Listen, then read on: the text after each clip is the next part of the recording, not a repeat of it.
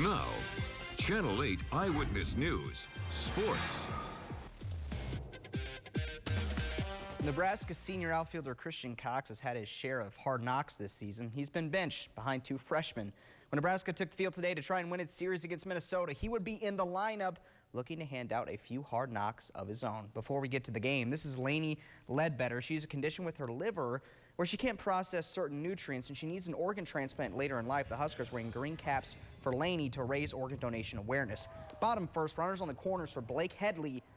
Double off the left field wall. Ryan Bolt comes in to score. The Huskers would exit the inning with a fast start, 3-0. Top of the second, one on for Christian Cox, and he goes deep right into the wind, which is impressive.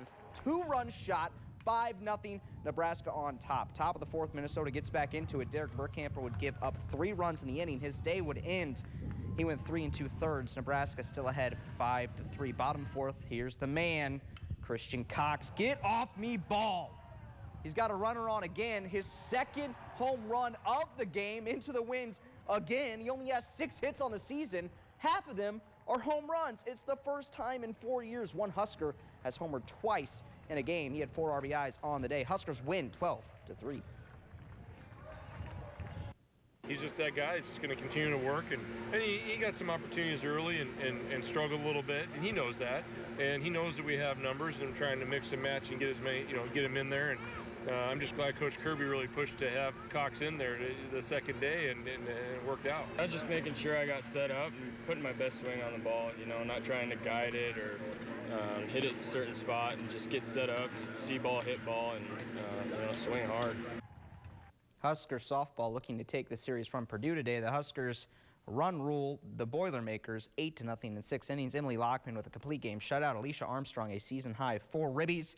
Next for Nebraska, UNO in Omaha on Wednesday. Royals trying to sweep the Angels out on the West Coast. Bottom 6th, Royals with a big old lead. Albert Pujols is going to double in Mike Trout. Now check out Giordano Ace Ventura behind home plate at the bottom of your screen. He gets a little jawy with Mike Trout, and folks, both benches are going to clear. Things are going to get heated. But like in middle school, a whole lot of buildup for no payout. Paulo Orlando had a day. He had 2 triples just today, which means his first 3 big league hits are all triples. He's the first person to do that since at least 1900, because that's as far as the records go back. We'll just say he's the first person to ever do that. Royals win 9-2. They're undefeated 6-0. We say goodbye to Ameer Abdullah. He's got money to make and hearts to break in the NFL. He'll be fine. Now they have to figure out what to do with a new batch of backs. And Monty Cross has 3 years of game experience under his belt. Watch out for the newcomers as well. Sophomore Adam Taylor is coming back from injury and scored a touchdown in Saturday's spring game, as did Jordan Nelson, the Omaha Burke product. But second-year man Terrell Newby seems to be the #1 back after the spring. There's a lot of similar things from the last system to this one, so, being an all-around back is pretty much, the way to go in this offense. Been noticing that since about halfway through spring, and I think that his ability and his playing were pretty evident today. And then the other thing is, I think we also saw other backs we got pretty good depth at that position. That's what I'll say. Last year, that next year is going to be a year where you have to step up, where you have to make plays, because you're one of the veteran guys in the room with the running backs, you and Amani, and you guys got experience. And I think he took that role upon the right way. Here's how the running backs looked on the stat sheet Saturday. Terrell Newby for the red team, 7 rushes, 53 yards. Adam Taylor got quite a few carries and scored that touchdown. Amani Cross, 5 rushes for 33 yards for the big guy. Jordan Nelson for the white team, he had a catch, 40 yards, and he did score a touchdown.